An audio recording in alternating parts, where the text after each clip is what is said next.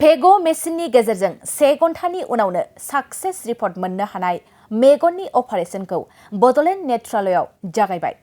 नोंथाङा मेगननि बेरामाव गोग्लैना दङ नामा? नोंथांनि मेगना अपारेशन खालामनांगौनि गोनांथि जादों नामा? गोबां रां होनांगौनि जाहोनाव मेगननि अपारेशनखौ खालामनो हायाखै नामा? नोंथांमोननि थाखाय गोजोनथाव खौरां आरो सुजुग लानानै फैदों बडलेण्ड नेत्रालया। मेगन दङब्लानो संसाराव गासैबो दङ आरो मेगन गैयाब्लानो संसाराव गासैबो खोमसि। मेगनानो जोंनि संसार। बे समाव अदालगुरि एबा बिटिआर ओनसोलनि थाखाय मोनसे गोजोनथाव खौरां। गुवाहाटी आरो नेपाल हादोराव जाय मेगननि अपारेशन खालामनो गोबां रांनि गोनांथि जायो, बै अपारेशनखौ गुवाहाटी आरो नेपाल हादरनि मेगन फाहामसालिनिख्रुइ गोबां खम बेसेनावनो गोदान मुगानि फेग' मेसिनजों फाहामथायखौ अदालगुरि जिल्लानि अदालगुरि गलमायाव थानाय बडलेण्ड नेत्रालय आइ केयार हस्पिटालाव होनाय जायो। मख'जाथावदि बे फेग' मेसिनजों अपारेशन खालामनायाव जेबो इन्जेक्शन होआलाबानो आरो जेबो हाख्लाव हुख' खालामालाबानो गोदान मुगानि आगजु फेग' मेसिननि गेजेरजों अपारेशन खालामनाय जायो, जेराव रावबो सासे बेरामिया गिनांगौ थाया एबा गुबुन जेबो साइड इफेक्टनि गिनांगौ गैया। आरो बयनिख्रुइबो सोमोनांथाव बाथ्राया बेनो, बे फेग' मेसिनजों खालामनाय अपारेशननि रिजाल्टआ 1 घन्टानि उनावनो साक्सेस रिपर्टखौ मोननो हायो। अदालगुरि गलमायाव थानाय बडलेण्ड नेत्रालय आइ केयार हस्पिटालाव फेग' मेसिननि गेजेरजों अपारेशनखौ थांनाय 19 अक्ट'बर 2023 निफ्राय जागायबाय आरो बे फाहामसालियाव गुबुन फाहामसालिनिख्रुइ गोबां खम बेसेनावनो फाहामथायखौ होनाय जागोन होनना खौरां बिजोंनिसिम फोरमायहरदों। मोनदों दिनै मोनसे गाज्रि बेमाराव गोलैना दंमोन। दिनै उदालगुरि ओनसोलावनो बे हस्पिटालखौ खुलिबाय बडलेण्ड नेत्रालय। बाख्नायथाव बियो मोनसे। आंनि आब' दिनै प्रथमबारनि थाखाय गिबि खेबनि थाखाय बिथांखौ मेगननि अपारेशन खालामनाय जादों आरो आं गोजोननाय मोनदों। जोङो उदालगुरि बासि हिसाबै गुबुन ओनसोलाव थांनो गोनां जायोमोन, गुवाहाटी बा तेजपुर बा गुबुन मोनसे ओनसोलाव थांनो गोनां जायोमोन आरो फ्राय नेपालाव थाङोमोन मानसिफोरा मेगननि बेमारखौ नायजानो थाखाय।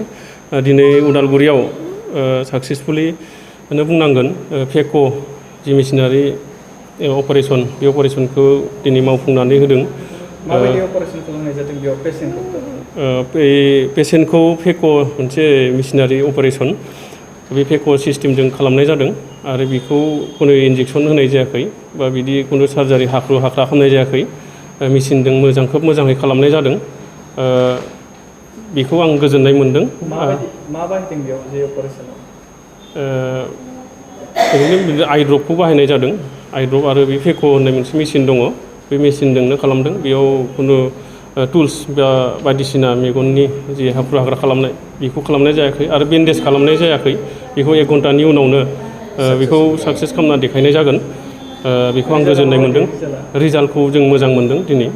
बिथांमोना खोब नर्मेलि आरो पेसेन्टखौ नायनानै दिनै साक्सेसफुलि बिथांमोना जोंनो गेरेन्टि होदों आरो जों गोजोननाय मोनदों। बे उदालगुरि ओनसोलावनो जोङो बेबायदि मोनसे हस्पिटालखौ मोननानै, नङाबा जों गुबुन ओनसोलाव थांनो गोनां जानाय मोनबा गोबां थाखा फैसानि मोनसे प्रब्लेम फैयोमोन। दा बेयावनो जोङो खम खरसानि गेजेराव बे मेगननि अपारेशनखौ खालामनाय जादों आरो बेयो गोदान, दाखालि बावैसो बेखेवदों। आरो जोंहानि आब', बे आब'खौ दिनै फार्स्ट टाइम बिथांखौनो गिबि सार्जारि खालामनाय जादों बे फेक' सिस्टेमजों। आं खोब गोजोननाय मोनदों। आं बेखिनिखौ फोरमायबाय। गोजोन्थों।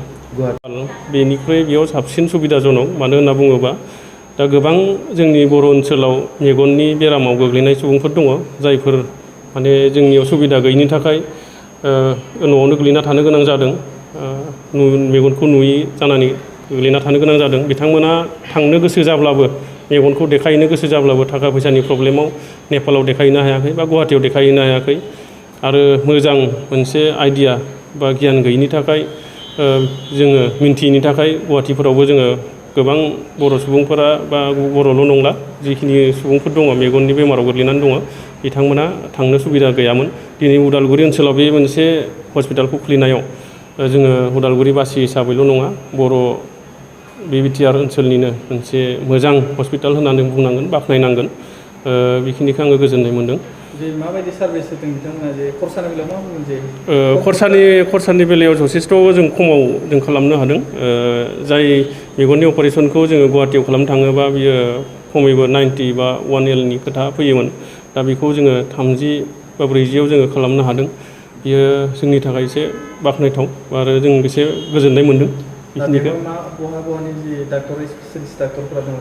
स्पेसियलिस्टआ प्राय सिनियर डक्टर दङ फैदों बिथांमोना सोरबाया नामफोरखौ आं मोजाङै मिथिजोबा अब्लाबो बिथांमोना जिबायदि पेसेन्टखौ रिसिभ खालामनानै रायलायो बा बेबहार खालामो आरो बेबहाराबो खोब गोनां बेमारिफोरनि सायाव दा बेखौ लानानै जों गोजोननायबो मोनदों दिनै रिसिभ खालामनानै बिथांमोना मोजाङै गार्जेनफोरखौबो न'खरनिफोरखौबो रायलायनानै बिथांमोना कनसाल्ट खालामदों जे मेगनखौ बोरै जोथोन लानांगौ मेगना बेमार जायोब्ला जोङो बोरै थानांगौ मा बेमार आरो बेमारा बोरै जायो बेफोरखौ बिथांमोना कनसाल्ट खालामग्रोनानै दा बिथांमोना मा जामारदों बेखौ एक्जेक्टलि बरननानै अपारेसनखौ खालामनाय जादों दिनै बेखिनिखौ बिथांमोना दिनै सिअरिटिखौ होदों মানে ফেক' চিষ্টেমত কৰিছে ইনজেকশ্যন নোলোৱাকৈ আৰু মানে অপাৰেশ্যন ছাকচেছ হ'লে ভালে হয় আৰু দূৰত যাব নালাগে দেহৰ কষ্ট নাই টকা পইচাৰো ইমান ক্ষতি নাই আমি মানে এইটোৱে বিচাৰিছোঁ ভগৱানৰ ওচৰত